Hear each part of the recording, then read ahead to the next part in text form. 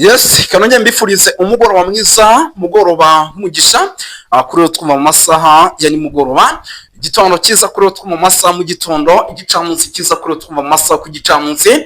Turi ku mugoroba ku itariki 11 Nyamuneka mu Rwanda, cyitwa Kavura mu turere twose cyatangiye kugenda rwose, kigeraho 5 kuri 5 abantu bahinga rwose cyangwa se abahinzi babigize umwuga.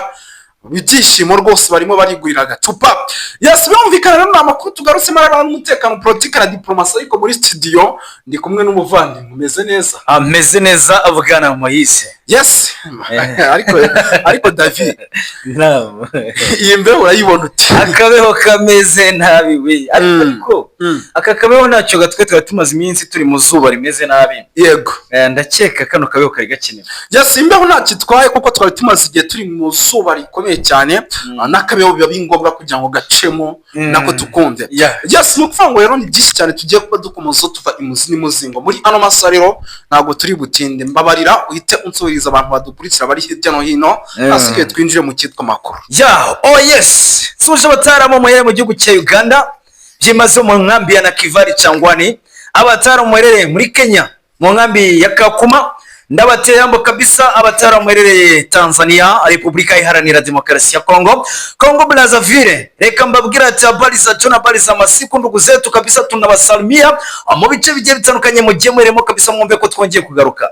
Abataramu mwerereye hakurya y'amazi magari, Leta Zunze Ubumwe za Amerika, United Kingdom, mumeze mute kabisa. Abataramu mwerereye za Cameroon, za Malawi, Central Africa, Mozambique, South Africa, mwumve ko ahantu hose muri mwumva ururimi tukoresha tubasuje kandi tubateye yambo kabisa. Bwana Moise, reka mbabwira ati amahoro y'Imana n'imigisha nibikomeze kugenda bibana nawe. Yes, turinje rero Nyamuneka, mbabwira ati moto izobera Nyamuneka, nimba uri mu kirangiti mu karere kiwanyu hamaze kugera amakavura, kijugunye kibwire ati atana mu baraje kabisa cyane. Yes, twirukatse cyane rero sindi butinde, ndagira ngo duhita twinjira mu makuru by'umwihariko.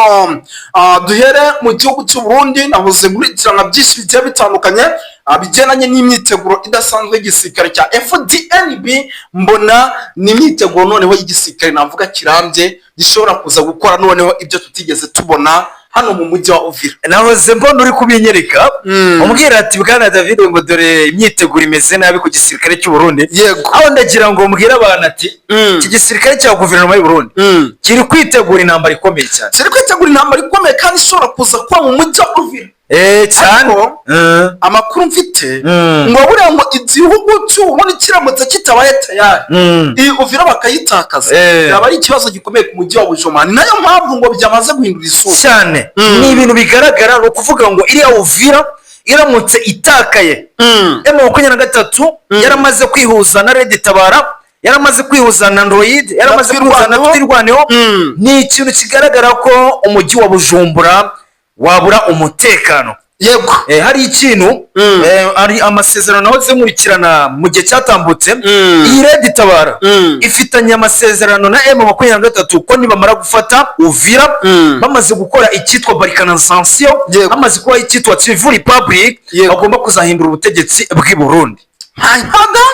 Kino kintu njye nakurikiranye mu gihe cyatambutse, niyo mpamvu magingo ya ubona Red Tabara iri gukoresha ingufu z'umurengera ifatanya na M23 kugira ngo bigarurire kira kibaya cya Uvira, kugira ngo bazabone inzira igomba kubinjiza mu mujyi wa Bujumbura. Yes, birumvikana rero yuko ibyo byose ni bimwe mu bintu bishobora kuza guteza ikibazo gikomeye.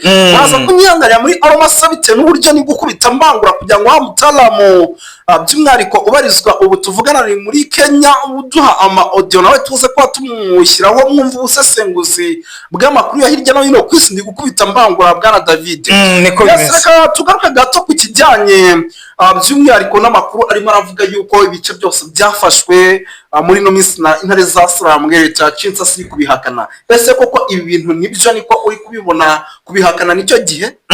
Bwana Moise, hari ikintu maze iminsi ndi kubona. yego nkurikije ibitangazamakuru byandikira ku butaka bwa Repubulika Iharanira Demokarasi ya Kongo harimo Kivu Morning Post yego iherutse kwandika ivuga yuko ihakana ku makuru yatanzwe yuko ngo intare za Sarambwe zafashe bimwe mu bice mu ntara ya Kivu Amajyepfo harimo turiya duce duherereye kwa Muzizi Mulamba turiya twa Mulamba nabonye ibinyamakuru hafi ya byose bitangaza ko intare za Sarambwe ziri kurwana ya ntambara yo mu itangazamakuru batanga amakuru bavuga ko bafashe ibice mu buryo bwo kugira ngo bamanipure bice mu mitwe abantu bumve ko ngo bafashe ibice kandi ibyo bice batarabyigarura magingo ya bira bice mu bya Muramba magingo aye na M23 iri kubarizwamo kukurikije ikinyamakuru Okapi cyandikira ku butaka bwa Repubulika Iharanira Demokarasi ya Kongo nacyo cyahakanye iyi nkuru ivuga yuko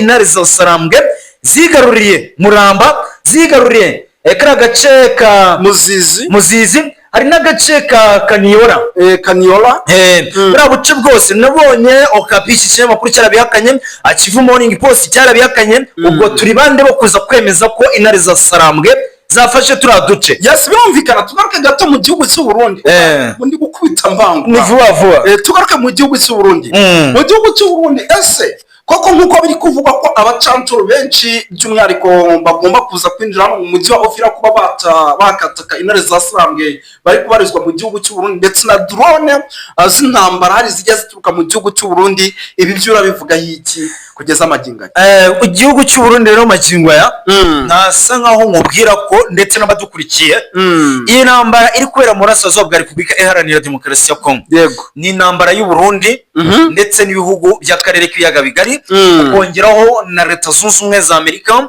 Ubufaransa ibindi bihugu bigiye bitandukanye bishinjwa kuba bifata. Dutangure n'inkuru zivugwa mu isi. Aba Ismail n'aba Isaka baramaranye mu burengerazuba bwo hagati. Abatabizi ni ukuvuga ngo aba Israeli n'Abarabu bakomoka kuri Jafet bose na Shem n'abahungu ba Nowa, ndetse buriya n'abakurikiranye neza mu bushakashatsi Ukraine nayo nyine iyobowe na baturuka kuri Abayisirayeli. Buriya perezida wayo ni umuyuda abatabizi, hamwe na Russia nayo nyine ikomoka kuri Jafet, abo bita ba Magog. Nibo rero bariko baragwana, bagwanisha intwaro zikakaye, intwaro za kirimbuzi, intwaro zo kurimbura iyi si turiko.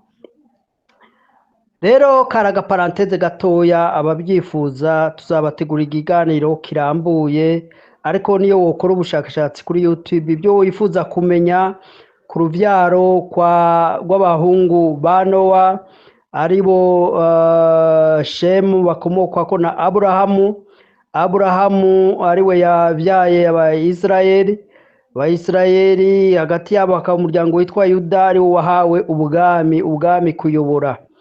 Hanyuma abajafeti ni n'Abarabu, ni bariya b'Abarusiya muri za Afghanistan, bariya abantu benshi bava muri za Turiki na biriya bindi bihugu byose uzamutse vers le nord ya Israeli. Hanyuma abahamu murazi yuko abenshi ari Abanyafurika, imiryango y'Abanyafurika myinshi yavuye kuri Hamu, ariko turebye mu rubyaro rwa Yuda bakomoka kuri Dawudi, Salomo, turabona abo bita Lenirotike n'aba ba Ethiopia bamanukanye uruzi rwa Nili barashakashakisha ubwatsi bw'inka kuko bari aborozi, kugeza mu biyaya byose aho ibi biyaga binini bigarukira niho iyo miryango myinshi iri. Abifuza amateka n'amasezerano kuri iyo miryango murashobora kubirondera kuri za YouTube, mushobora kubona amakuru ahagije ibyo Abayisirayeli n'imiryango bakomoka ko basezeraniwe, ndetse n'abakomoka kuri Ismaili ari bo Barabu n'abariya ba Magogi ari bo biriya bihugu bya Russia, benshi bari muri Ukraine, abenshi bari muri biriya bihugu bya Afghanistan, za Turikiya n'ibindi bihugu byinshi biri cyane cyane urebye biri muri Est na Nord ya Israeli. Abenshi niyo miryango, n'abinjiye mu Burayi niyo miryango myinshi ikomoka kuri abo bita les Japhétites. Rero ntitwari turi mu by'iyobokamana, ariko twari ducishijemwo bijanye n'amakuru turiko turakurikirana, kurimburana bikabije muri ibyo bihugu nibyo turiko turabona, ariko ibi byose ni ibimenyetso bituganisha ku kugaruka kwa Yesu, kuko ibi byose bituma haba inkenegwa y'icyo twakwita nouvelle ordre mondiale. Mbega ninda zoyobora le nouvelle ordre mondiale? Tugeranije turavye la prophecy ni Uburayi, ariko uravye Amerika iritaza Uburayi bugaragara nk'aho umenga bufite intege nke muri ibi bihe, ariko dukurikiranije ibijanye na prophecy Uburayi, icyo twakwita Roman Empire itegereza kongera kuza ikaridinga icyo twakwita nouvelle ordre mondiale. Kandi zintambara zose, ibiganiro, imyumvikano ishobora kugera ku kintu kivuga ngo hakeneye icyo twakwita nouvelle ordre mondiale, kuko yahoraho iriko irarengerwa n'amazi, kuko urabona yari iyobowe na Amerika n'Uburayi, n'ibyo twavuga ngo ni ibo bapolisi b'isi, ariko murabona yuko yaba Afrika, bya bihugu by'Abarabu aribo les Japhétites, les Chemistes na Hamu, abo bose bariko baragaragariza aba bakomoka kuri Shem, aba bakomoka ku bwoko bw'Abisirayeli.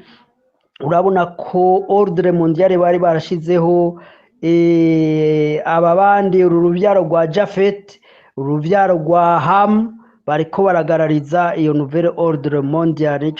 Iyo ordre mondiale yari hasanzwe, nico gituma hakenewe icyo twovuga ngo hagomba kubaho icyo twokwita nouvelle ordre mondiale, izova muri za consensus n'ibiganiro bizohagarika intambara ziri ku mugabane w'Uburayi hagati ya Russia n'Uburayi. Murazi ko bishyiramo na Amerika iri ku ruhande rw'Uburayi, hanyuma ku mugabane w'Abarabu ibiya bihugu vya Eastern Israeli hamwe n'Abarabu, aribyo nababwiye biriya bihugu, abakomoka kuri Japhet, abakomoka kuri Japhet n'abakomoka kuri Ham, bagerageza kugarariza iyo nouvelle ordre mondiale. Ahanini muzi buriya Israeli niyo itegeka isi, baba abategetsi bakomakomeye bariya bitwa les Republican bari muri Amerika, abayoboye abantu bakomakomeye bayoboye Uburayi, bashiraho abategetsi ba finance za election mu Burayi. Nivyo twababwiye ko ivya demokrasi burya ntibibaho. Niwumva hari ibihugu bivuga ngo tuzoza gufinansa ama election, buriya baba bifuza gushiraho umutegetsi baba bagomba. Nico gituma rero iyo miryango ikomakomeye y'Abayahudi itegeka ku isi, ifite ubutunzi bwose bw'isi, niyo yashizeho icyo twakwita nouvelle ordre mondiale. Kandi urabona ko ibihugu byabo bategeka, abo bakomoka kuri Shem bategeka ibihugu, kandi bakaba ari ibihugu birimo ubwenge n'ubutunzi n'ubuhanga mu by'intambara. Nico catumye bashobora kuba bategeka isi, kumbure inyuma y'intambara ya mbere n'iya kabiri y'isi yose bashize cyo twokwita ordre mondiale. Ubu rero kubera iyo ordre mondiale ya kera iri kwirasenyuka, nico gituma habaho icifuzo cyuko hajaho icyo twokwita nouvelle ordre mondiale. Iyo nouvelle ordre mondiale rero izaba iyobowe n'imigwi ikomakomeye mu byo twakwita les services secrets et spirituels sataniques. ibyo twakwita les illuminati, les freemason, Eglise catholique, n'iyindi miryango ikomakomeye ikorera mu ibanga, ibyo twakwita school born. Izo zose n'imigwi ikorera mu ibanga, ikorana n'amashetani, yifuza kwakwiye kubaho icyo twakwita nouvelle ordre mondiale, izoba iyobowe na antikristo ku mutwe. Nico gituma rero ibihe twinjiramo bikomakomeye kurusha ibyo twarenganye. Ico gituma ubona ariko harakoreshwa intwaro zikomakomeye ku buryo ubu unyashobora gutangura gukoreshwa ibyo twokwita les armes nucléaires. Rero nico gituma abasenga musenga Imana, abatunganya ubugingo bwanyu, abihana mwihane, kuko ibyo bita arme nucléaire n'ibigwanisho bishobora guhanagura igihugu ku ikarte y'isi. Nibyo rero yari entre parenthèse. Murazi ko dusanzwe twivugira ibijanye na panafricanisme, murazi ko dusanzwe twivugira ibijanye n'intambara iri kwirabera mu bihugu vya East Africa, intambara yo muri Congo, ibihugu vya Congo ihuza leta ya Congo na umuhari AFC M23, kandi inyuma y'abo bantu bose hari ibihangange bishigikira iyo migwi. Bijanye n'iki? Bijanye n'inyungu n'ubutunzi biri mu gihugu ca Congo. Nico gituma rero bwabo Burayi, yaba Amerika, yaba Burusiya, Bushinwa n'ibindi bihugu by'Abarabu bishiramwe akaboko. Murabona kiya gihugu ca Qatar, igihugu c'Abarabu, bashiramwo akaboko kuko ubutunzi buri mu gihugu ca Congo, ubutunzi ndetse buri mu bihugu vya East Africa. Mwarumvise ko muri Uganda hatowe izahabu zirenga triliyoni ibihumbi imiliyoni ijana na imiliyoni triliyoni 12.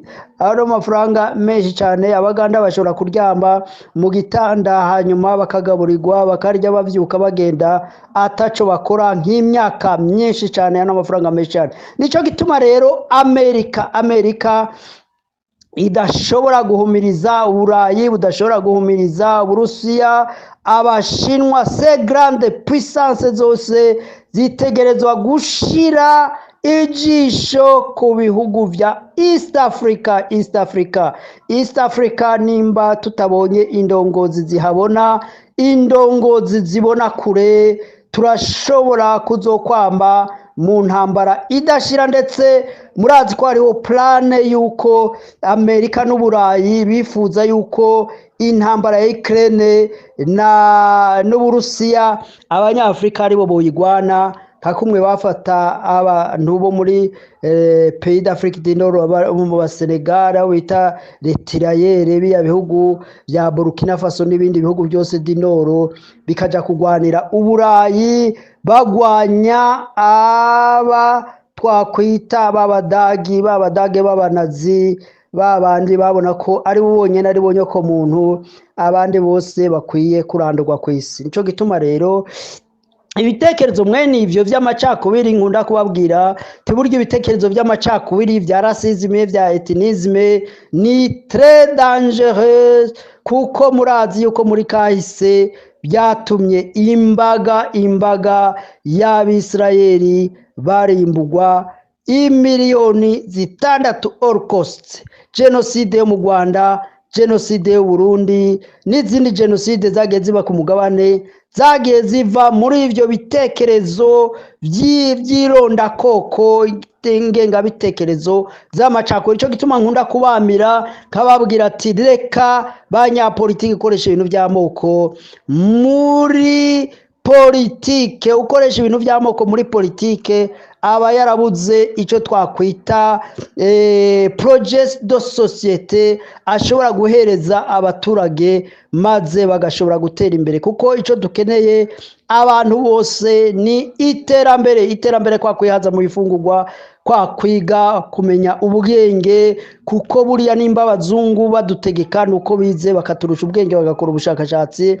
natwe kuguma mu bujuju kutiga igice kinini c'abantu usanga ntibize, ugaca usanga niho bahendeshwa ibintu by'amoko, ugasanga bariko baragira amatora apfuye ataca ashobora gushikana abaturage ku gisubizo, kuko nimba leta idashoboye kwishura ibibazo abaturage bayibaza, iyo leta iba yarananiwe. Nico gituma benshi baca bitwaza amoko, amadini kugira ngo bashire mu gatiro abaturage bahanga amaso bababaza ibibazo bijanye n'ubuzima, nabe babwiye ubuzima bwiza, food security, kwiga, kuvuzwa, umutekano n'iterambere. Twese twifuza kubona umuntu aba n'ibindi byinshi, umuntu aba akeneye communication, gutembera, ubushakashatsi, kuvumbura n'ibindi byinshi. Nibyo rero nagomba kuvuga, nongera gutera kamo namira bitwa ba President Ndayishimiye hariya, ba Tshisekedi, abantu bitwaza ibintu by'amoko, fite ingengabitekerezo z'amoko. Erega kandi buriya iyo tuvuga ingengabitekerezo z'amoko, les extremistes ethnicrate bari do tuboro, buriya bari mu moko yose, ntagire uzobesha ngo bari mu bwoko ubu. Ibyo twakwita les ideologies génocidaires, les ideologies z'amacakubiri rasiste ziri mu bantu bose do tuboro. Nico gituma ngi Burundi buriya turashobora kuvuga ko nubwo genocide y'72 itashoboye kwemezwa, ariko hakozwe genocide kuko abantu benshi barishwe bazira ubwoko bwabo. Ariko 72 nyene buriya n'abatutsi nabo bita abatutsi nabo bakorewe genocide, kuko imigwi yarayiturutse muri Tanzania, iyo twakwita Mai Murere yariturutse muri Kongo, baje barimbura umututsi n'uruhinja bagaturira. Kandi ibyo byose byabaye guhera 69 ndetse guhera 59 kuzamuka kugera 72. Ibyo bitekerezo nibyo byiganziye abanyapolitike bimbura mu maro, bahejeje kugandagura abanyapolitike b'umumaro, Rwagasore, Ngendanumwe n'abandi bari bafite ibitekerezo by'uko Uburundi ari ubumwe, turi ubwoko bumwe, tuvuga ururimi rumwe, dusangiye umuco. Noneho abantu benshi barukubu ntibazi ayo mateka, baguma bahendeshwa ibintu by'amoko. Nicyo gituma mu Burundi haciye hima icyo twakwita classe politique mediocre, umugambwe iprona wigabururirwa n'abanyapolitike bandandende bakoresha iby'amoko mu kwigungira ku butegetsi, mu kwigizayo abandi mu bijanye n'ubutegetsi n'igisirikare. Ari byo byatumye inkubi ya genocide yakorewe abatutsi 1993.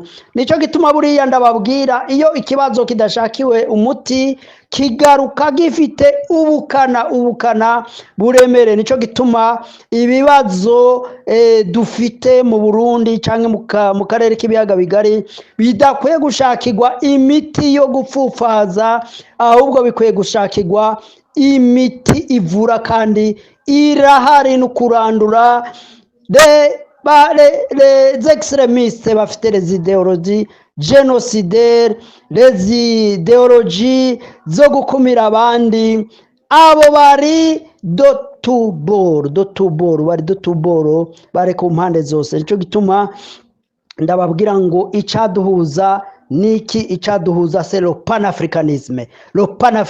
Twese tukumva ko turi abanyafrika, dufite ibibazo tumaranye ibinjana byinshi by'abaducinyije bakaduteramwo n'izo za politiki zo bita politique de diviser pour régner, divide and reign. Murazi yuko n'abaje basubirira abazungu bandanije izo politike. Nico gituma mu maguverinoma menshi muri Afrika usanga le president africain bakoresha izo politike za divise pour régner, divide and reign, bagacamwo abaturage kugira ngo abaturage ntibashobore kuba focus ku iterambere ngo babaze ibibazo bijanye n'iterambere, ahubwo bakabashira muri ako gatiro k'inyigisho zijanye n'ivy'amoko, bigatuma tuva mu byo twakwita l'essentiel. Nico gituma mvuga ngo iyo ni setting mind twerise twagabanye canke umurage twahawe na politike y'abakoroni, ari byo bita neocolonialisme. Afite neocolonialisme ni ukuvuga ko umwirabure nubwo yaronse independence ariko yakubandanije wenyene akorera abazungu muri ya politike ya koroni. Ibyo rero byakozwe mu mitwe y'abanyafrika, mu mitwe y'abayobozi, terabwoba babashiraho, kurya gufinansa amatora, burya baba baje kugira ngo baterekeho uwo bagomba, ndetse yaza afite ibitekerezo byiza. Murazi Ruto agishika ku butegetsi ko yaje avuga ibintu vya panafricanisme, ibintu vya bottom up. Burya ibintu vya bottom up byari ibintu byo gutuma ngo rubanda rugufi canke abantu bakenye bashobora kugira nte kuzamuka nabo bakaba abatunzi, ariko murabona ko bamucecekesheje, baca bavyurira za opposition zigatera umuvurungano n'induru, noneho kugeza ko abagira concession idafavoriza abaturage bakenya, ariko ifavoriza abo bazungu, abanyamerika, abanyaburayi n'abandi. Cyo gituma rero ibyo abantu benshi ntibabitahura. Nico gituma twafashe iya mbere mu kubisobanurira abantu bo muri East Africa bashobora gukurikirana ururimi tuvuga, ururimi rwacu, ururimi Ikirundi, Ikinyarwanda, Ikinyamurenge, Igifumbira n'izindi ndimi zivugwa muri aka karere. Igiha bashobora kutwumva bari muri Tanzania, abaha muraho, ndazi ko munkurikirana, ndazi yuko abafumbira murankurikirana neza, abakiga murankurikirana neza bari muri Uganda, abanyarwanda bari muri Uganda, abanyarwanda bose, abari za Rucuru, bari za Goma, ijya kugira za Warikare, mu misozi miremire za Minembwe hariya, barankurikirana bakanyumva, bagakurikirana bino bitekerezo, bibakangurira gukunda Afrika, kuko Afrika duhuje ibibazo bimwe, Afrika yose duhuje ibibazo bimwe. Twiyambure ironda koko, twiyambure amacakubiri, duharanire iterambere. Cyo gituma rero nagomba guhereza kuri intambara iri kurabera Uvira Gasagara gatoya, ariko intambara yabaye ibamba, iri kwirahigitana inganda z'abasirikare, inganda z'uruvyiruko, inganda z'imiryango myinshi idafite amahoro muri kariya karere. Nico gituma twifuza yuko nimba ari ibiganiro, nimba ari ukwicara hamwe, abantu buganira, inganda zikareka gutikira abasirikare benshi impande zose. Turazi ko bashobora kuba bariko barapfa bazira politike mbi, politike zo gukumirana, politike zironda koko, politike zidashobora gufasha mu iterambere.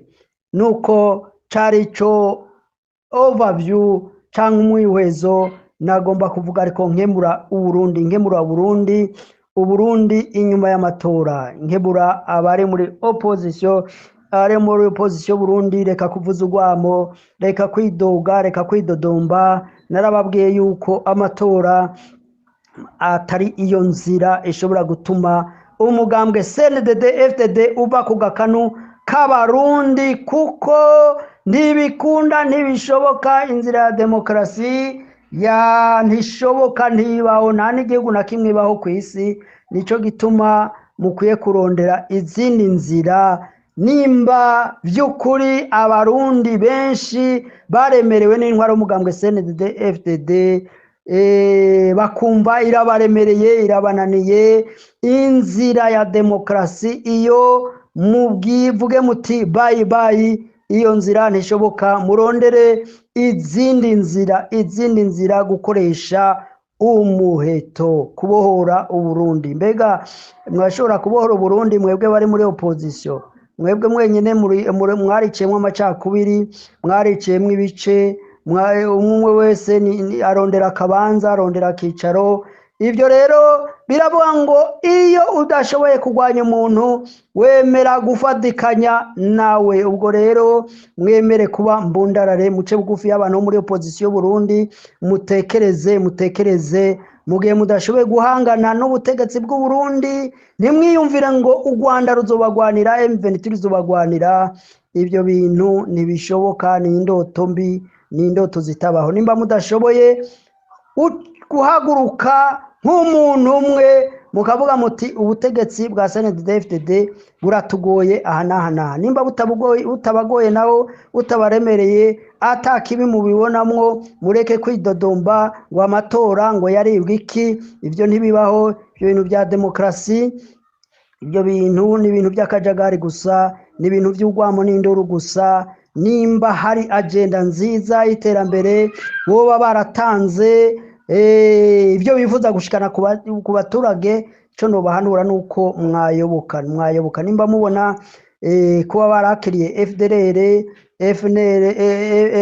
FRN n'iriya migwi yose yironda koko igwanya ubutegetsi bw'u Rwanda, mukabona uko kubaha indaro ari byo byatuma igihugu cy'u Burundi gitera imbere, ngaho inkurikizi ziri ku muryango. Ico ubibye nico usarura.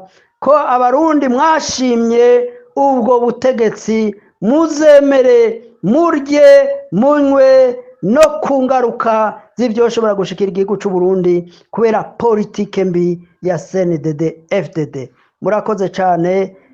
Wariyo umwihwezo, tuba duhanura ngo ibintu bigende neza, ntawe tugwanya, ntawe twanka, tuba tujya inama, tubagira inama kugira ngo igihugu cy'u Burundi congere kuja ku murongo, twongere kubona umuyaga nk'ubuhagije, twimbe nikere, twimbe ibitoro biri harya muri Tanganyika, harya za Uvira, za Gatumba, hariya hose harambara igitoro kijyamye mu kuzimu, tererare, amazahabu ari mu za Cibitoki, za Kortani, hirya hose Burundi ubutunzi burakaka munsi y'agataka.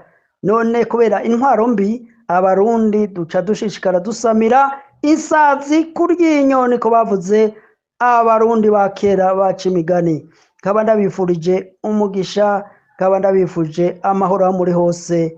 Imashwa canke bigatanga amafaranga, cyane cyane aho ndagomba kuvuga nk'igihugu ca Tanzania, South Africa sinzi, ariko birashoboka ko mu bari bashigikiye iyo bloke ya mbere yari igizwe na FARDC, yari igizwe n'abari abantu bose, iriya kongomera yose, takataka yose yari nyuma yabo. Urumva birashoboka n'ubu ko ari bamwe bagishigikiye. Bloke ya kabiri igizwe na M23, tubwigizwe na M23, ariko nkuko bakunda kubivuga ko u Rwanda rubashigikiye, ntabyo tuzi. U Rwanda ntiruravyemeza ngo ruvyemere, ruvuga gogo ko kwashizeho ingamba zo gukingira igihugu cyabo cy'u Rwanda. Hanyuma rero u Rwanda nago ruriya rurafite ibihugu byinshi basinyiraniye amasezerano no gutabarana, kandi murazi ko u Rwanda kiri mu bihugu bikomeye muri Afrika bironka imfashanyo, kuko u Rwanda rusanzwe rukoresha imfashanyo neza. Rero icyo mukwiye kumenya, igihe cyose hari ibintu by'intambara, burya abantu bapfa kuvuga ngo ibihugu biragwana n'ibindi, ariko burya abantu, ibihugu baba bagwanira inyungu. Umugwi wa mbere hariho abagwanira inyungu zabo bwite, inyungu z'abantu. Urumva akaba ari akagwi gatoya k'abantu barekikije umukuru w'igihugu n'imiryango yiwe, baba barigaruriye igihugu n'umutungo w'igihugu, bakabikoresha uko bagomba.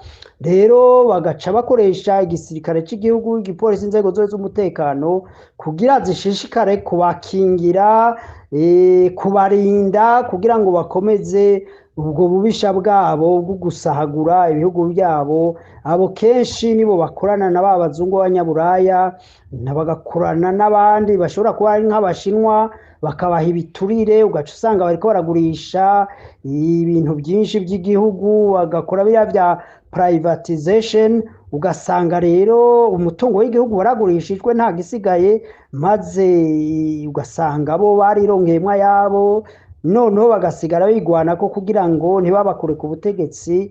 Abo rero ni zimwe muri guverinoma nyinshi cyane zo muri Afrika, nuko zimeze nuko zifashe. Nico gituma Afrika byayinaniye gushika ku ntego yayo kuba imwe, gukoresha ifaranga rimwe, kugurura imipaka, gukoresha passport imwe.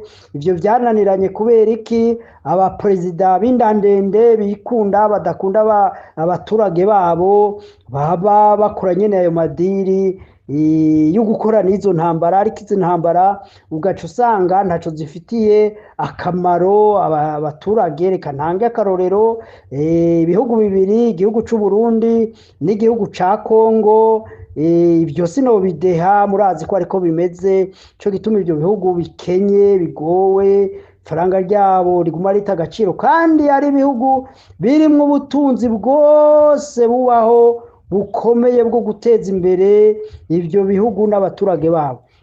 Hanyuma rero hakaba n'abandi bagwanira inyungu z'ibihugu, inyungu z'abaturage babo, kugira ngo ibihugu byabo bitere imbere.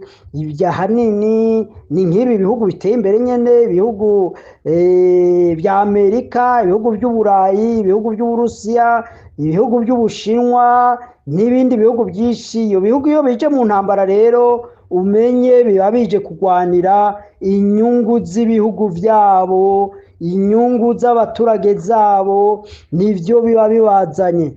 Rero muri make yumvise ngo intambara ziriko ziraba, burya abantu benshi bagwanira inyungu. Hariho ba ventriotike, abo n'abagwanira inda zabo, barimwo nabo nyene bagwana intambara. Hakaba n'abandi bagwanira inyungu z'ibihugu byabo, aribo twakwita les patriotes.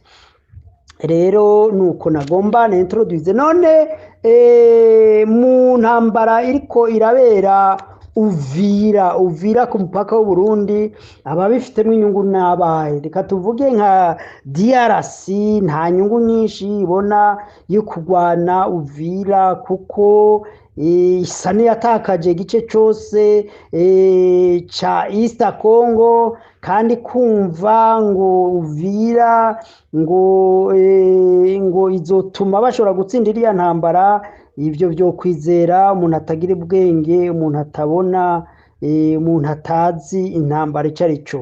Nicyo gituma rero buriya Kongo aho igeze, guverinoma ya Tshisekedi iba yifuza ibiganiro hagati ya M23, kandi ibyo nivyo twifuje, nivyo twabahanuye ko bakwiye kwicarana na M23 bakaganira, bakumvikana.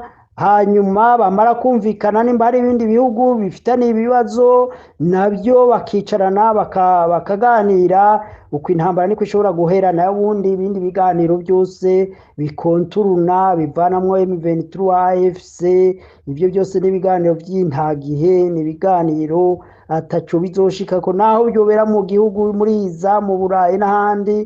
Ivyo narababwiye ko ataco bizopfa bishitse, ko murabiza bagiye barankurikirana mu biganiro kw'ivyo nabibabwiye. Nimba Kongo igomba amahoro, nibanze iheze na M23, nimba ifite ivyipfa na Uganda, u Rwanda n'u Burundi, hanyuma bicare babiganire. Rero buriya Kongo yaremaze kwemera ibiganiro, burya nka igihugu yo kimaze kwemera ibiganiro kiba camaze kubona ko catsinzwe intambara. Rero Kongo, guverinoma ya Tshisekedi yaramaze gutsindwa intambara, kandi ni byiza yuko babibona bakabyizera. Hanyuma abandi bafite mu intambara inyungu mu ntambara yo muri Uvira, katuvuge ko ari Uburundi. Uburundi rero burya ijya ntambara ya Uvira ni intambara yabo, nuwo ariko agwanira Uvira ntiyibaze ngo ariko aragwana n'ingabo za Kongo, ariko ahanini ingabo z'u Burundi nizo ziriko zirita kuw'amazi, zita mu ziko, zigwanira gupfa no gukira kwa guverinoma Ndayishimiye. Nico gituma rero Burundi bufitemwo inyungu nini bwo kugira ngo bwite ku rutare, ariko se ubwo Burundi buzoshobora gutsinda irya ntambara?